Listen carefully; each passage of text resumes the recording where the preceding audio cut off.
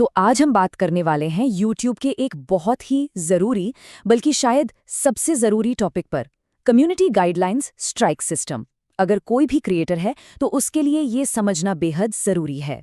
सोचिए, सिर्फ एक गलत अपलोड और क्या सारी मेहनत पर पानी फिर सकता है? चलिए इसी सवाल का जवाब ढूंढते हैं, क्योंकि इन नियमों को समझना अपने चैनल को बचाने जैसा है। तो सबसे पहले, ये कम्युनिटी गाइडलाइंस हैं क्या भला? सीधी सी भाषा में कहें तो ये YouTube पर खेलने के नियम हैं, और ये नियम हर चीज पर लागू होते हैं। वीडियो, थंबनेल, कमेंट्स, लिंक्स, सब कुछ। अच्छा, यहाँ एक बहुत बड़ी कंफ्यूजन होती है, जिसे दूर करना जरूरी है।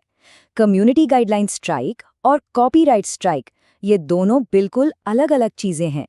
आज हम सिर्फ कम्युनिटी गाइडलाइंस की ही बात करेंगे। तो मान लीजिए पहली बार कोई गलती हो गई, अब क्या होगा? क्या सीधे स्ट्राइक आ जाएगी? नहीं, ऐसा नहीं है। YouTube भी समझता है कि भाई गलतियां तो इंसानों से ही होती हैं। तो ज्यादातर मामलों में जब पहली बार कोई नियम टूटता है तो स्ट्राइक नहीं आती। इसकी जगह एक वार्निंग यानी चेतावनी मिलती है। इससे चैनल पर कोई पेनल्टी तो नहीं लगती, लेकिन हाँ, जिस कंटेंट से दिक्कत थी उसे हटा दिया जाता है। अब यहाँ एक बहुत ही काम की चीज आती है, पॉलिसी ट्रेनिंग। जब आपको वार्निंग मिलती है तो साथ में एक छोटी सी ऑप्शनल ट्रेनिंग पूरी करने का मौका भी मिलता है। और इसका फायदा ये है कि अगर आप ये ट्रेनिंग कर लेते हैं तो वो वार्निंग 90 दिनों के बाद अपने आप हट जाती है। लेकिन अगर वार्निंग मिलने के बाद फिर से वही पॉलिसी तोड़ी या फिर ट्रेनिंग पूरी होने से पहले कोई दूसरी गलती कर दी, तब क्या? बस यहीं से शुरू होता है असली 3 स्ट्राइक का खेल। तो पहली स्ट्राइक, इसका मतलब है पूरे 1 हफ्ते के लिए चैनल फ्रीज।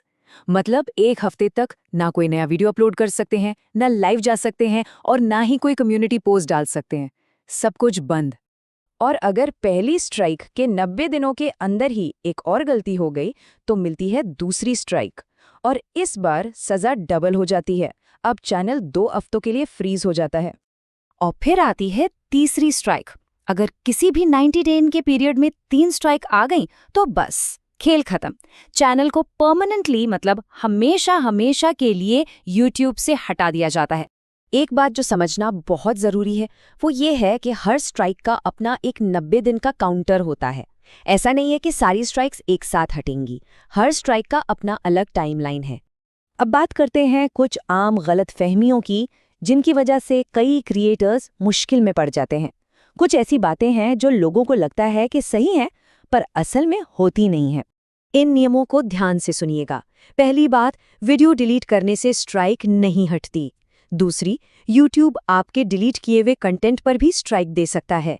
और सबसे बड़ी गलती, स्ट्राइक से बचने के लिए नया चैनल बनाना। ये नियमों का सीधा सीधा उल्लंघन है। और हाँ, म्यूजिशियंस के लिए एक स्पेशल नियम भी है। अगर किसी ऑफिशियल आर्टिस्ट चैनल पर कम्युनिटी गाइडलाइन स्ट्राइक आती है तो उसे सस्पेंड करके एक नॉर्मल स्टैंडर्ड चैनल में बदल दिया जाता है। तो सवाल ये है कि अगर कभी कोई वार्निंग या स्ट्राइक आ जाए तो करना क्या चाहिए? हाथ पर हाथ धरकर तो नहीं बैठ सकते। कुछ कदम हैं जो उठाए जा सकते हैं। सबसे पहले तो शांति से बैठकर उस पॉलिसी को पढ़िए जिसका उल्लंघन हुआ है। समझिए कि गलती कहाँ हुई। अगर वार्निंग के साथ ट्रेनिंग का ऑप्शन है तो उसे ज़रूर पूरा कीजिए।